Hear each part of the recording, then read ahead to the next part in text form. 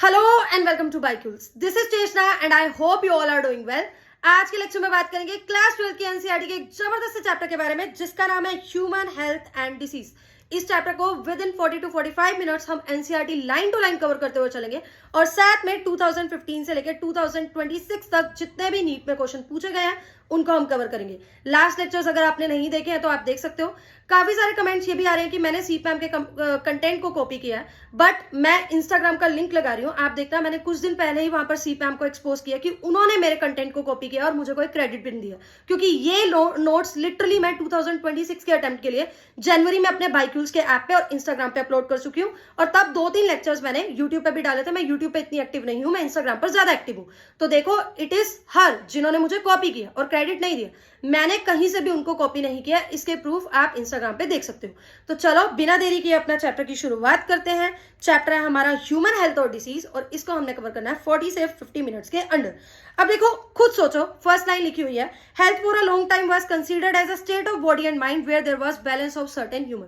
खुद सोचो, 2000 या 3000 साल पहले जब माइक्रोस्कोप्स नहीं थे, ब्लड टेस्ट वगैरह जैसे मैकेनिज्म नहीं था, मेडिकल साइंस इतना एडवांस नहीं था, तो लोगों को कैसे पता कौन हेल्दी है और किसके अंदर डिसीज है? तो तब कुछ हाइपोथेसिस बनी थी, उसमें से एक हाइपोथेसिस है गुड ह्यूमर हाइपोथेसिस। मतलब ये कहा जाता था अगर आपके माइंड और बॉडी में कुछ सर्टेन ह्यूमर्स मतलब फ्लूइड्स, अगर इनका बैलेंस है तो आप हेल्दी हो, अदरवाइज आप डिसीज हो। उसके बाद क्या है, कुछ ग्रीक्स जैसे कि हिपोक्रेट्स, जिनको हम फादर ऑफ मेडिसिन भी बोलते हैं, और इंडियन आयुर्वेदा सिस्टम का भी यही मानना था। और तो और इनका ये कहना था कि जिन पर्सन्स की जो पर्सनैलिटी होती है वो ब्लैक बाइल वाली होती है, उन पर्सन को ज्यादातर फीवर आता है। अब ये एक प्योरली रिफ्लेक्टिव थॉट था। रिफ्लेक्टिव थॉट का मतलब ऐसे बैठे बैठे किसी ने सोच लिया कि अगर किसी को बार बार फीवर हो रहा है तो उसके पास जो ह्यूमर होगा वो ब्लैक बाइल होगा, मतलब उसके जो फ्लूइड्स होंगे वो ब्लैक बाइल वाले होंगे। अब ऑब्वियसली बात है, इसका कोई भी साइंटिफिक एविडेंस नहीं था, तो इस चीज को, इस थ्योरी को बहुत जल्दी रिजेक्ट कर दिया गया था। कैसे? विलियम हार्वे नाम के एक साइंटिस्ट आए थे, बायोलॉजिस्ट आए थे, इन्होंने ब्लड सर्कुलेशन मेथड बताया और इनके एक्सपेरिमेंटल प्रूफ में यह बताया गया कि नॉर्मल बॉडी टेम्परेचर का ब्लैक बाइल से कुछ भी लेना देना नहीं है, और इन्होंने एक गुड ह्यूमर हाइपोथेसिस को डिसअप्रूव कर दिया। आज के टाइम पे, मतलब लेटर ईयर्स में, बायोलॉजी का ये मानना है कि ये हमारा माइंड है जो हमारे न्यूरल सिस्टम और एंडोक्राइन सिस्टम के थ्रू हमारे इम्यून सिस्टम को क्या करता है, रेगुलेट करता है, और इम्यून सिस्टम हमारी हेल्थ फिर मेंटेन करके रखता है। अब यहाँ पर डिसीज होने के कुछ कारण बताए हुए हैं। सबसे पहला जो कारण है वो है जेनेटिक डिसऑर्डर्स। जेनेटिक डिसऑर्डर्स मतलब जो बाय बर्थ ही प्रेजेंट है, कुछ ऐसे डिसीज जो हम हमारे पेरेंट्स से कैरी कर रहे हैं, जीन्स के थ्रू हमारे अंदर ट्रांसमिट हुए हैं। जैसे कि इसमें आप पढ़ते हो सिकल सेल अनेमिया आप इसमें पढ़ते हो, आप इसमें हेमोफीलिया पढ़ते हो, कलर ब्लाइंडनेस पढ़ते हो, तो ये जेनेटिक डिसऑर्डर्स के एग्जांपल है। दूसरा आप यहाँ पर पढ़ते हो इन्फेक्शन। जैसे मान लो आपको कोई बैक्टीरियल डिसीज हो रहा है, जैसे मान लो आपको टाइफाइड हो रहा है या ट्यूबरकुलोसिस हो रहा है, तो ऑफकोर्स ये एक पर्सन से दूसरे पर्सन तक फैल सकता है। तीसरा आप पढ़ते हो लाइफस्टाइल। अगर आप अच्छा खाना अच्छा पानी नहीं पी रहे हो, अगर आपका लाइफस्टाइल ही बेकार है, तो ऑफकोर्स आपको डिसीज तो होंगे ही होंगे। अब देखो, अक्सर हम हेल्थ वर्ड बहुत फ्रिक्वेंटली यूज करते हैं कि हम हेल्दी फील कर रहे हैं या हम हेल्दी फील नहीं कर रहे हैं, या अगर हम योगा करते हैं, एक्सरसाइज करते हैं, अच्छा खाना खाते हैं तो हम हेल्दी रहेंगे। तो यहाँ पर हेल्थ का मतलब क्या है? हमारी लैंग्वेज में हम तो हेल्थ का ये मतलब समझते हैं कि अगर हमारी बॉडी में कोई भी डिसीज नहीं है तो हम हेल्दी हैं। लेकिन वर्ल्ड हेल्थ ऑर्गेनाइजेशन WHO का ये मानना है आपको हेल्दी कंसीडर तब किया जाएगा जब आप फिजिकली, मेंटली और सोशली हेल्दी हो। फिजिकली मतलब आपके सारे ऑर्गन्स वगैरह हेल्दी हैं, ऑर्गन सिस्टम हेल्दी है, आपकी जो फिजिकल सारे ऑर्गन्स वगैरह हेल्दी हैं। दूसरा, मेंटल मतलब आपको किसी भी तरह का स्ट्रेस, एंजाइटी, डिप्रेशन नहीं है। और सोशल वेलबींग मतलब आप अपने आसपास के लोगों के लिए कैसे हो, क्योंकि man is a social animal. क्या आपके फ्रेंड्स हैं, फैमिली है, क्या आपकी ऐसी पर्सनैलिटी है कि आप एक कम्युनिटी में रह सको? तो अगर आप इन 3 दायरों पे फिट बैठते हो तो आप फिट हो, आप हेल्दी हो, अदरवाइज आप हेल्दी नहीं हो।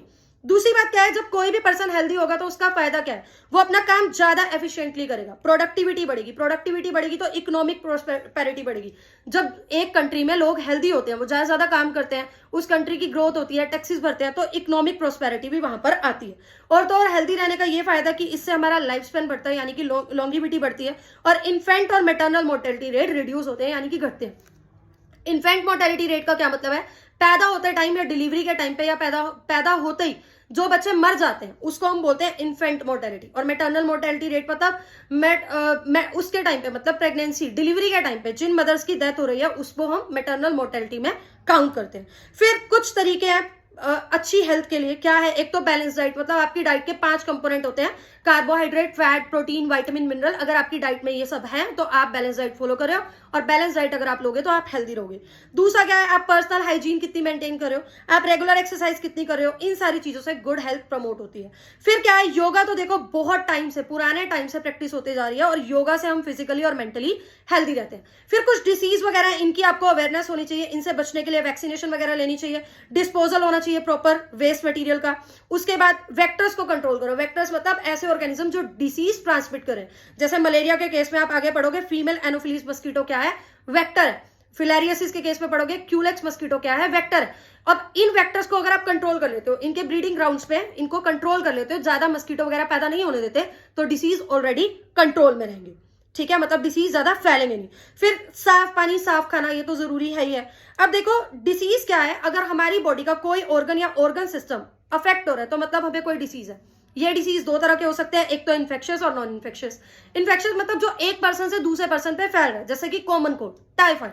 और नॉन इन्फेक्शियस मतलब जो एक पर्सन से दूसरे पर्सन पे नहीं फैल रहा। अब इन्फेक्शियस में वैसे तो आप काफी सारे डिसीज पढ़ोगे, लेकिन एक जो सबसे खतरनाक है वो है एड्स। एड्स क्या है, फेटल है। अगर किसी को एड्स हो गया तो वो फेटल है, मतलब उसकी मौत तो निश्चित है।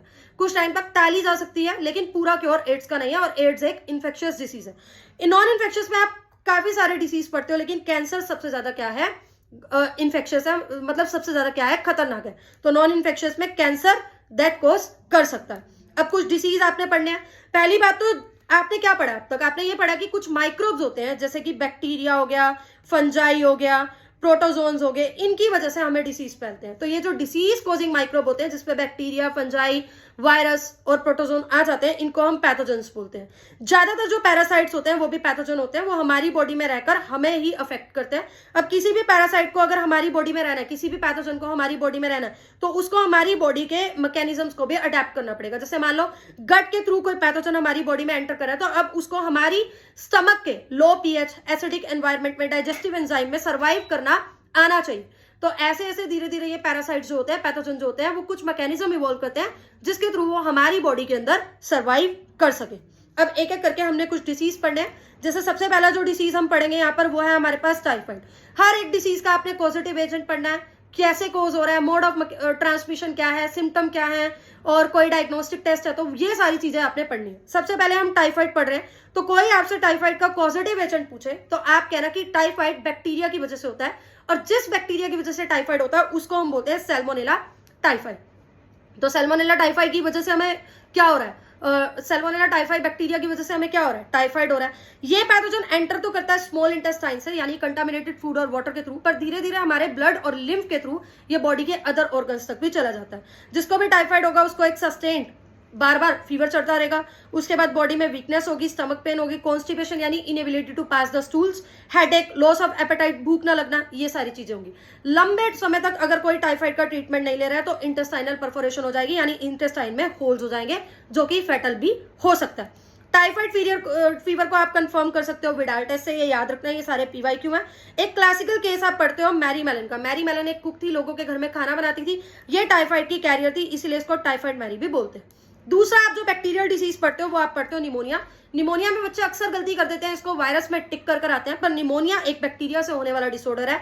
2 बैक्टीरिया यहाँ पर रिस्पॉन्सिबल हो सकते हैं, एक तो स्ट्रेप्टोकोकस निमोनिया और दूसरा हेमोफिलस इन्फ्लुएंजा है। आप इन दोनों को ही याद रखोगे। निमोनिया में क्या होता है, हमारा जो लंग्स है, लंग्स में एल्वेलाई होता है जहां पर एक्सचेंज ऑफ गैसेज होती है। अब उन एल्वेलाई में फ्लूइड भर जाता है, फ्लूइड भर जाता है तो हमें अगर ऑक्सीजन की कमी हो रही है तो हमारे लिप्स और जो नेल्स हैं वो ब्लूइश ग्रेइश कलर के हो जाते हैं। और सिम्टम्स क्या है, और सिम्टम्स इसके ये है कि हेडेक होना, कफ, चिल्स, फीवर, ये सारे इसके सिम्टम्स हैं। ये फैलता है। मोड ऑफ ट्रांसमिशन क्या है, किसी को निमोनिया, अगर वो खांस रहा है तो उसके इन्फेक्टेड ड्रॉपलेट एयर में जाएंगे और दूसरे पर्सन को भी इन्फेक्ट कर देंगे। अगर कोई ऐसा पर्सन है जिसको निमोनिया, उसका ग्लास, टम्बलर, टॉवल वगैरह, कपड़े वगैरह हम यूज करें तो हमें भी निमोनिया हो सकता है। तो अब तक आपने 2 डिसऑर्डर पढ़े बैक्टीरिया में, एक तो टाइफाइड, दूसरा निमोनिया। बाकी 3 भी आप याद रखोगे, डाइजेंट्री, प्लेग और डिप्थेरिया, ये दूसरे बैक्टीरियल डिसऑर्डर है। बैक्टीरिया में ये 5 याद रखो, और कुछ भी याद करने की जरूरत नहीं है। सेकंड पोर्शन जो हमारा है उसमें हमने पढ़ने हैं वायरल डिसीजेस। वायरल डिसीज में सबसे पहला जो हम पढ़ेंगे वो हम पढ़ेंगे कॉमन कोल्ड। कॉमन कोल्ड कुछ ग्रुप ऑफ वायरसेस से होता है जिसको हम राइनो वायरस बोलते हैं। अब निमोनिया और कॉमन कोल्ड में फर्क क्या है, निमोनिया आपके लंग्स को इफेक्ट कर रहा था, पर कॉमन कोल्ड आपके अपर रेस्पिरेटरी ट्रैक और नोज को ही इफेक्ट कर रहा है। 3 से 7 दिन में ये ठीक हो जाता है। सिम्टम्स आपको पता है, nasal congestion, nasal discharge, sore throat, hoarseness मतलब आवाज का बदलना, जो कि कॉमन कोल्ड में होता ही है, कफ, हेडेक, टायर्डनेस, ये सारे। Mode of transmission same pneumonia जैसी। इन्फेक्टेड पर्सन अगर खांस रहा है, उसके ड्रॉपलेट, इन्फेक्टेड ड्रॉपलेट एयर में जा रहे हैं, उससे दूसरे नॉर्मल पर्सन को भी वो अफेक्ट कर देगा। अगर किसी को कॉमन कोल्ड है, उसकी चीजें आप इस्तेमाल कर रहे हो तो आपको भी हो जाएगा। क्लियर। थर्ड हम यहाँ पर पढ़ते हैं प्रोटोजोन डिसऑर्डर्स। प्रोटोजोन में सबसे इंपॉर्टेंट, सबसे खास हमने पहले पढ़ना है मलेरिया। मलेरिया जिस प्रोटोजोन से होता है उसको हम प्लाज्मोडियम बोलते हैं। इस प्लाज्मोडियम की 3 स्पीसीज मिलती है, Plasmodium vivax, Plasmodium malaria, Plasmodium falciparum. अगर किसी को मलेरिया प्लाज्मोडियम फेल्सीपैरस से हो रहा है तो वो मोस्ट फेटल टाइप का मलेरिया है, उससे जान भी जा सकती है। एक डायग्राम के थ्रू पहले इसकी पूरी लाइफ साइकिल को समझेंगे, फिर कुछ कंटेक्स्ट टेक्स्ट में लिखा हुआ है और कुछ डायग्राम पे, तो पूरा कंप्लीट जानने के लिए आपको ये डायग्राम भी अच्छे से समझना है और टेक्स्ट भी। अब देखो, ये एक हाथ दिखाया हुआ है एक हेल्दी ह्यूमन बीइंग का, और ये एक मस्कीटो दिखाया हुआ है। पहली बात तो इस मस्कीटो का नाम याद रख लो, ये मस्कीटो क्या है, फीमेल एनोफिलीज मस्कीटो है। तो कोई अगर आपसे पूछ ले कि भाई मलेरिया का वेक्टर कौन है, तो वो है फीमेल एनोफिलीज मस्कीटो। क्लियर है। मलेरिया की लाइफ साइकिल में 2 होस्ट होते हैं, एक तो ह्यूमन होस्ट और एक मस्कीटो होस्ट। अब ह्यूमन होस्ट में असेक्सुअल साइकिल चल रही है, मतलब यहाँ कोई फर्टिलाइजेशन वगैरह नहीं हो रही, और मस्कीटो होस्ट में क्या चल रही है, यहाँ पर चल रही है हमारे पास सेक्सुअल लाइफ साइकिल। क्या चल रही है यहाँ पर, सेक्सुअल लाइफ साइकिल। अब क्या होगा ना, यहाँ पर जो इन्फेक्टेड स्टेज होती है वो होती है स्पोरोजोइड, फीमेल एनोफिलीज के सैलिवरी ग्लैंड में ये प्रेजेंट होती है। वहां तक कैसे आती है ये अभी आपको पता चलेगा। अब मान लो ये कोई female infected female anopheles mosquito है, मतलब इसके सैलिवरी ग्लैंड में ये स्पोरोजोइड प्रेजेंट है। ये जब किसी हेल्दी ह्यूमन बीइंग के हाथ में काटेगी तो ये क्या करेगी, अपने स्पोरोजोइड उस ह्यूमन बीइंग के हाथ में छोड़ देगी। अब ब्लड से ट्रेवल करते करते ये स्पोरोजोइड जाएंगे लीवर में, लीवर में ये करेंगे शाइजोगोनी। शाइजोगोनी मतलब ये असेक्सुअल रिप्रोडक्शन करेंगे और अपने नंबर्स बहुत बढ़ा लेंगे, बहुत ज्यादा रैपिडली क्या करेंगे, मल्टीप्लाई करेंगे। अब लीवर सेल्स जो है वो बर्स्ट हो जाएंगी और ये पैरासाइट फिर पहुंच जाएंगे ब्लड में। देखो, ये पहले लीवर सेल्स के अंदर असेक्सुअली रिप्रोड्यूस कर रहा है, अब ये बर्स्ट हुई तो ये पैरासाइट ब्लड में चले गए। ब्लड में भी ये असेक्सुअली रिप्रोड्यूस कर रहे हैं, और ब्लड सेल्स आरबीसी जब रप्चर होंगी तो ये एक टॉक्सिन रिलीज करेंगे जिसको हम हेमोजोइन बोलते हैं। ये हेमोजोइन क्या करता है, हमें हर 3 से 4 दिन के अंदर सिम्टम्स देता है, यानी फीवर देता है और चिल्स देता है। सारे के सारे हेमोजोइन, सारे के सारे पैरासाइट इसमें डिवाइड कर ऐसे बर्स्ट नहीं होंगे, हेमोजोइन नहीं रिलीज करवाएंगे। कुछ पैरासाइट्स क्या करेंगे, गैमेटोसाइट्स बना देंगे, मतलब गैमेट्स बना देंगे, फीमेल गैमेट और मेल गैमेट। अब याद रखना, मैंने बताया था ह्यूमन में असेक्सुअल फेज चल रहा है, यहाँ पर गैमेट्स बन रहे हैं पर कोई भी तरह की फर्टिलाइजेशन यहाँ पर नहीं हो रही। क्लियर है। तो यहां तक ह्यूमन होस्ट का काम था। अब मान लो ये सारा काम मेरे अंदर चल रहा था, अब मेरे को दोबारा से कोई फीमेल एनोफिलीज मस्कीटो खाएगी, काटेगी, मेरे ब्लड के साथ साथ वो ये गैमेटोसाइट्स भी अपने अंदर ले जाएगी, और मस्कीटो की गट के अंदर हमें ऐसा एनवायरनमेंट मिलता है कि ये गैमेटोसाइट वहां पर जाकर फ्यूज हो जाएंगे, मतलब फर्टिलाइजेशन हो जाएगी। फर्टिलाइजेशन हो जाएगी तो दोबारा से इन्फेक्टेड स्टेट स्पोरोजोइड बन जाएगी, जो इस फीमेल मस्कीटो के सैलिवरी ग्लैंड में प्रेजेंट होगी। ये थी पूरी की पूरी लाइफ साइकिल। इसको एक बार थ्योरी में भी पढ़ लेते हैं। तो क्या बोला हुआ है, लाइफ साइकिल में क्या हो रहा है, प्लाज्मोडियम एंटर करता है किस फॉर्म में, स्पोरोजोइड, यानी जो इन्फेक्शियस फॉर्म है, किसके थ्रू, फीमेल एनोफिलीज मस्कीटो के थ्रू। ये पैरासाइट लीवर सेल तक जाते हैं और उसके बाद रेड ब्लड सेल तक जाते हैं। रेड ब्लड सेल जब रप्चर होती है, हेमोजोइन रिलीज होता है, जिसकी वजह से फीवर और चिल जाते हैं हर 3 से 4 दिन में।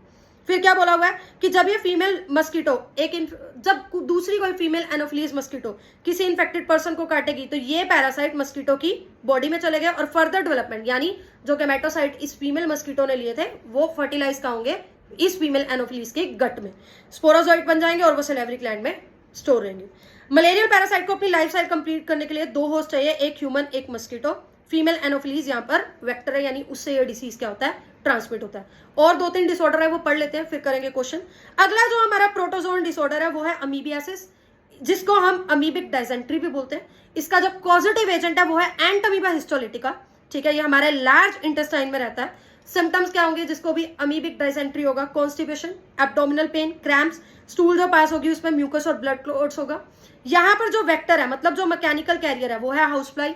अब ये जो पैरासाइट है ये किसी इन्फेक्टेड पर्सन की फीसिस यानी वेस्ट मटेरियल में रिलीज होगा, तो ये सॉइल में जा सकता है, तो उसके बाद ये फूड प्रोडक्ट्स या फिर फूड वेजिटेबल जो भी हम खाते हैं, फ्रूट्स वगैरह, या वाटर, कंटामिनेटेड फूड और वाटर के थ्रू हमारी दूसरे पर्सन को क्या कर सकते हैं, इन्फेक्ट कर सकते हैं। क्लियर है। फिर हमने पढ़ना है एस्कैरिस। एस्कैरिस जो कि राउंड वॉर्म है, और हमने दूसरा पढ़ना है वुचरेरिया, जिसको हम फिलेरियल वॉर्म बोलते हैं। ये क्या करते हैं, ये भी पैथोजेनिक होते हैं हमारे लिए। एस्कैरिस क्या करता है, एक डिसीज कोज करता है जिसको हम एस्कैरियोसिस बोलते हैं। इसके सिम्टम्स क्या है, internal bleeding, muscular pain, fever, anaemia, anaemia मतलब खून की कमी, और हमारे इंटेस्टाइनल पैसेज में क्या हो जाती है, ब्लॉकेज हो जाती है। इसके भी इस पैरासाइट के जो एग्स हैं वो भी फीसिस के थ्रू निकलते हैं, बॉडी से रिलीज होते हैं और सॉयल, वाटर और प्लांट्स को कंटामिनेट करते हैं। तो अगर हम ये कंटामिनेटेड फ्रूट, वेजिटेबल या वाटर ले लें तो हमें एस्कैरियोसिस हो सकता है। फिर वुचरेरिया एक वोम है, इसकी 2 स्पीसीज आप पढ़ोगे, वुचरेरिया बैंक्रोफ्टाई और वुचरेरिया मलाई। ये फिलैरियल वोम है जो हमारी लिम्स में क्रॉनिक इन्फ्लेमेशन कर देता है। ये हमारे लिम्स के अंदर काफी सालों से रह रहा होता है, हमारी लिम्फेटिक वेसल्स के अंदर और लोअर लिम्स के अंदर, और इसको एलिफेंथियासिस और फिलियारियासिस भी बोलते हैं। ये आप देख सकते हो, ये इसकी इमेज दी हुई है। अब देखो इसमें क्या है ना, ये फैलता कैसे है, तो ये ट्रांसमिट होता है मस्कीटो वेक्टर्स के थ्रू, यानी क्यूलेक्स मस्कीटो जो होता है वो फिलेरियासिस के लिए क्या होता है, वेक्टर होता है। फिर आप कुछ फंगल डिसऑर्डर्स पढ़ोगे फंजाई से होने वाले। इसमें सबसे पहला आप रिंगवॉर्म पढ़ोगे, फंजाई जो कि इन जेनेरा से, याद रखते हैं जेनेरा माइक्रोस्पोरम, ट्राइकोफाइटन और एपिडर्मोफाइटन, ये रिस्पॉन्सिबल होती है रिंगवॉर्म करने के लिए। रिंगवॉर्म में क्या होता है, ड्राई स्केली लेजन्स हो जाते हैं स्किन पे, नेल्स पे या स्कैल्प पे। फंगल से होने वाले जो डिसऑर्डर्स हैं वो या तो हमारी स्किन को, नेल्स को या स्कैल्प को ही अफेक्ट करते हैं। इनको ग्रो करने के लिए और ज्यादा फैलने के लिए हीट और मॉइस्चर जैसी कंडीशन चाहिए होती है। तो उस केस में ये ज्यादा, जहां पर भी हमारे स्किन फोल्ड होगी, जैसे ये एल्बो हो रहा है, यहाँ पर स्किन फोल्ड हो रही है, ग्रोइन रीजन में फोल्ड हो रही है, तो वहां पर रिंगवॉर्म हो सकते हैं। अगर किसी को रिंगवॉर्म है तो उस पर्सन का आप टॉवल, क्लॉथ वगैरह, कोम वगैरह यूज कर रहे हो तो आपको भी हो जाएगा। अब इन चीजों से बचने के लिए क्या किया जाए, पर्सनल और पब्लिक हाइजीन मेंटेन की जाए ताकि इन्फेक्शियस डिसीज से बचा जाए। अच्छा, पर्सनल हाइजीन में अपने अपनी बॉडी क्लीन रखनी है, क्लीन ड्रिंकिंग वाटर लेना है, फ्रूट वेजिटेबल वगैरह लेना है। पब्लिक हाइजीन आप कैसे मेंटेन करोगे, जो भी वेस्ट है, एक्सक्रीटा है, गंदगी है, उसको प्रॉपर डिस्पोज ऑफ करो। आपके आसपास जितने भी पानी के टैंक्स वगैरह, रिजर्वायर वगैरह, उनकी पीरियोडिक क्लीनिंग होनी चाहिए, पूल्स वगैरह की, ताकि वहां पर मच्छर वगैरह का ब्रीडिंग ग्राउंड ना बने। दूसरा क्या है, जब कोई इन्फेक्शियस डिसीजेस जैसे टाइफाइड हो गया या अमीबियासिस हो गया, एस्कैरियोसिस हो गया, ये कंटामिनेटेड फूड और वाटर के थ्रू फैलते हैं। तो इस केस में जरूरी है कि हम साफ सुथरा खाना खाएं और क्लीन ड्रिंकिंग वाटर पिए। एयरबोर्न डिसीजेस की बात करोगे जैसे निमोनिया और कॉमन कोल्ड, इन केस में क्या होगा, इन्फेक्टेड पर्सन से दूरी बनाए रखें। फिर मलेरिया और फिलारियासिस जो कि वेक्टर से ट्रांसमिट हो रहे हैं, तो उस केस में वेक्टर को कंट्रोल करें। वेक्टर को कंट्रोल कैसे कर सकते हो, ये मस्कीटो स्टैग्नेंट खड़े हुए पानी में डेवलप होते हैं, तो कहीं पर भी पानी स्टैग्नेंट ना रहने दो। अपने आसपास के एरिया में जो ड्रेन्स वगैरह है उनको प्रॉपरली क्लीन करो। आपके घर में जो कूलर्स है वो मस्कीटो के लिए ब्रीडिंग ग्राउंड बनते हैं, उन कूलर्स का वाटर पीरियोडिकली चेंज करो। मस्कीटो नेट यूज करो। और एक फिश होती है गैम्बूजिया, इसको आप जिन पॉन्ड्स में आपको लग रहा है मच्छर वगैरह पनप रहे हैं वहां पर इंट्रोड्यूस कर सकते हो। ये गैम्बूजिया क्या करती है, ये मस्कीटो के लार्वे पे फीड करती है, तो जिससे मस्कीटो की ब्रीडिंग रुक जाती है। उसके बाद क्या है, इंसेक्टिसाइड्स वगैरह डिचेस में आपके आसपास जो नालियां वगैरह है, स्वैम्प्स वगैरह, वहां पर इंसेक्टिसाइड्स छिड़को ताकि मस्कीटो वगैरह वहां पर और ना पनपे। जो डोर्स और विंडोज हैं उसमें वायर मैश, जालियां यूज करो। फिर दूसरा क्या है, अब यहाँ पर हमें बताया हुआ है आजकल डेंगू और चिकनगुनिया भी बहुत फैल रहा है, ये भी वेक्टर बोन है। इसके पीछे जो मस्कीटो रिस्पॉन्सिबल है वो क्या है, एडीज मस्कीटो है। आजकल तो देखो बायोलॉजिकल साइंस ने इतनी तरक्की कर ली है कि हमारे पास इन डिसीजेस से लड़ने के लिए बहुत सारी चीजें हैं, जिसमें आती है वैक्सीन और इम्यूनाइजेशन प्रोग्राम्स। बायोटेक्नोलॉजी भी बहुत एडवांस हो चुकी है, कुछ एंटीबॉडीज, एंटीबायोटिक्स वगैरह भी बन रहे हैं जिससे हम इन इन्फेक्शियस डिसीजेस को क्योर कर सकते हैं। चैप्टर का एक पार्ट हमने 18 मिनट के अंदर कर लिया। इससे रिलेटेड जितने भी क्वेश्चंस हैं पहले हम उन क्वेश्चंस को सॉल्व करेंगे। जैसे सबसे पहला हमारे पास जो क्वेश्चन है वो ये है, identify the correct pair representing the positive agent of typhoid fever and confirmatory test for typhoid. Typhoid fever का पॉजिटिव एजेंट क्या है, एक बैक्टीरिया जिसको सैल्मोनेला टाइफाई बोलते हो, और कंफर्मेटरी टेस्ट क्या है, विडाल टेस्ट है। 2019 में ये क्वेश्चन आपसे पूछा गया। विच of the following set of diseases is caused by bacteria. तो आपको पता है जो कोलेरा है और टेटनस है वो बैक्टीरिया से होते हैं, तो ये बैक्टीरियल डिसीज से होते हैं। 2016 का ये क्वेश्चन है। फिर आपको ये मैचड दिया हुआ है, टाइफाइड किससे हो रहा है, सैल्मोनेला टाइफीम्यूरियम से। 1 का तो डी है, एक ही ऑप्शन ऐसा है जिसमें 1 का डी है, आंसर आपको मिल गया, पर बाकी भी आप याद करोगे। मलेरिया का पॉजिटिव एजेंट है प्लाज्मोडियम वाइवेक्स। उसके बाद तीसरा क्या है, निमोनिया का पॉजिटिव एजेंट है हेमोफिलस इन्फ्लुएंजा। चौथा है फिलारियासिस का पॉजिटिव एजेंट है वुचरेरिया बैंक्रोफ्टाई। ये क्वेश्चन हमारा हो गया। अगला क्वेश्चन देखो, which of the following option include sexually transmitted disease. इसमें से एसटीडीज कौन से, आपको पता है कैंसर कोई सेक्सुअली ट्रांसमिटेड डिसीज नहीं है। हर ऑप्शन में कैंसर और मलेरिया दिया हुआ है, ये तो सेक्सुअली ट्रांसमिटेड डिसीजेज ही नहीं है, इनको स्ट्रक ऑफ कर दो। तो आपको एग्जैक्ट आंसर नहीं भी पता तो आप एग्जैक्ट आंसर यहाँ पर निकालोगे, गोनोरिया, साइफिलिस और जेनिटल हर्प्स। नेक्स्ट क्वेश्चन जो हमारे पास आता है वो 2026 के नीट में पूछा गया। अब अभी अभी जो 1 महीना पहले रीड हुआ है। The following are the stages of life cycle of plasmodium, arrange करना है इन स्टेजेस को। The parasite reproduce asexually in RBCs bursting the cell, ये तो बाद में होगा। The parasite reproduce asexually liver, एकदम से तो सबसे पहले ये भी नहीं होगा। सबसे पहले तो क्या करती है, फीमेल एनोफिलीज मस्कीटो काटती है और स्पोरोजोइट्स को हमारी बॉडी में भेजती है। तो ई ऑप्शन सबसे पहले होगा, female Anopheles inject sporozoite into human bite. उसके बाद क्या होगा, ये स्पोरोजोइट लीवर तक पहुंचेंगे ब्लड के थ्रू। फिर क्या होगा, लीवर में ये असेक्सुअली रिप्रोड्यूस करेंगे, लीवर सेल्स बर्स्ट होंगे तो ये ब्लड तक जाएंगे। फिर ये आरबीसीज के अंदर रिप्रोड्यूस करेंगे, आरबीसीज बर्स्ट होगी और आरबीसीज में ही गेमेटोसाइट्स बन रहे हैं। तो लास्ट हमारे पास क्या आ गया, सी ऑप्शन इसका देख लेना, ये हमारा सबसे कन्वीनियंट बनेगा। The infectious stage of Plasmodium that enters human body is, कौन सी स्टेज ह्यूमन बॉडी में एंटर करती है जो इन्फेक्शियस स्टेज है प्लाज्मोडियम के केस में, तो वो हमारे पास क्या है, स्पोरोजोइट्स है।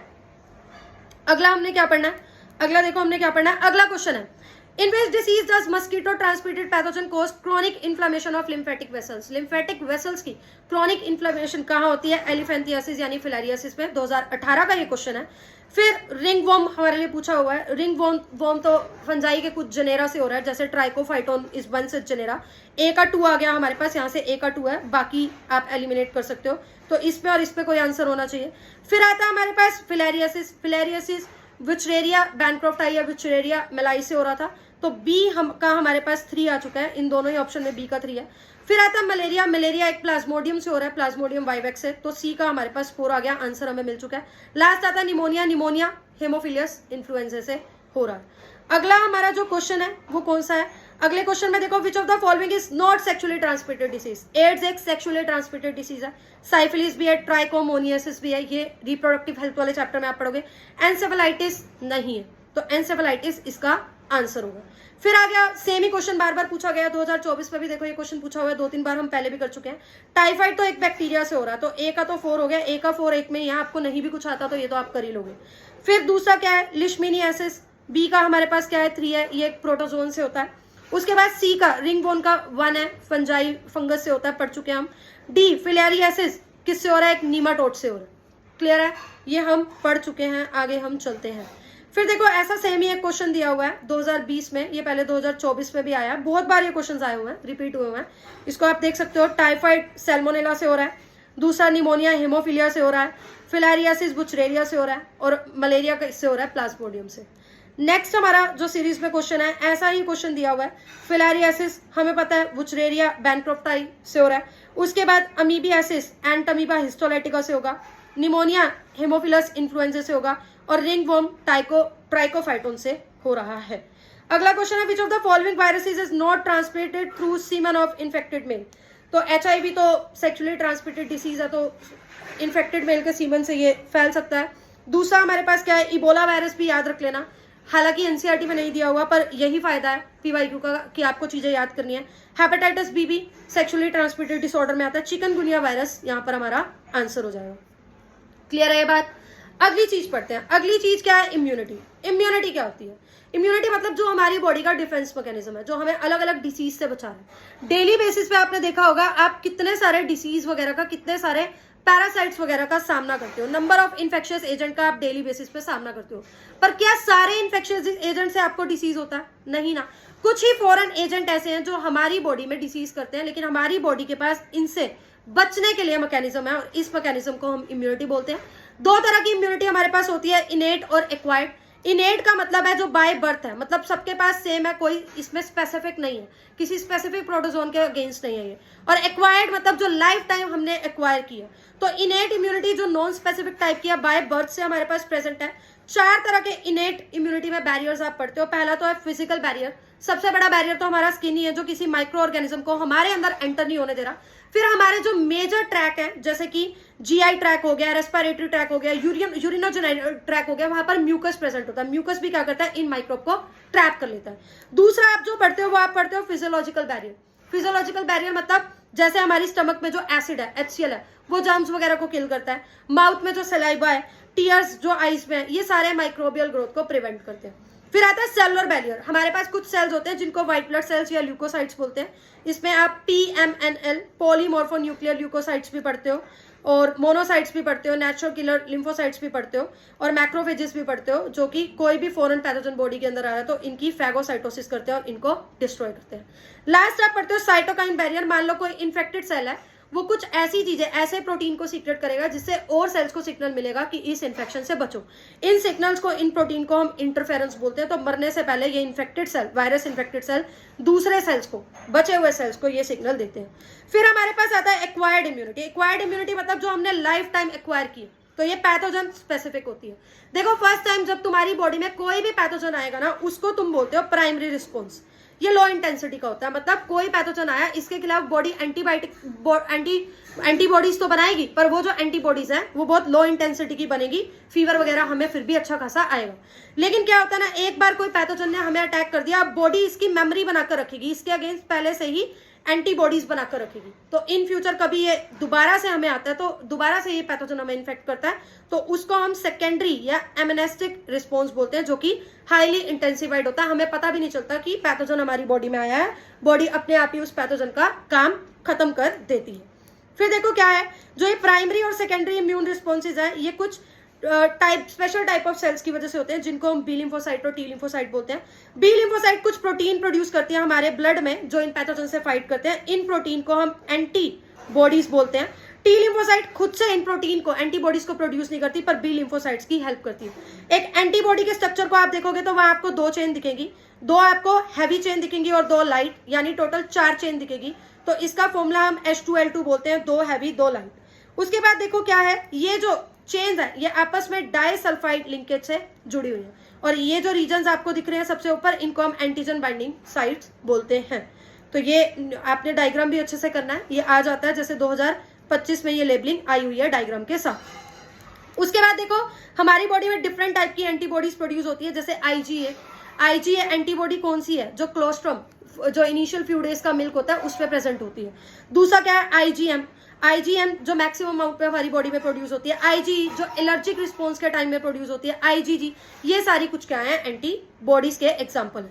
ठीक है, अब ये जो एंटीबॉडीज है ये हमारे ब्लड में मिलती है, तो ऐसे रिस्पॉन्स को हम ह्यूमोरल इम्यून रिस्पॉन्स बोलते हैं, क्योंकि स्टार्टिंग में भी हमने ह्यूमर का मतलब समझाया।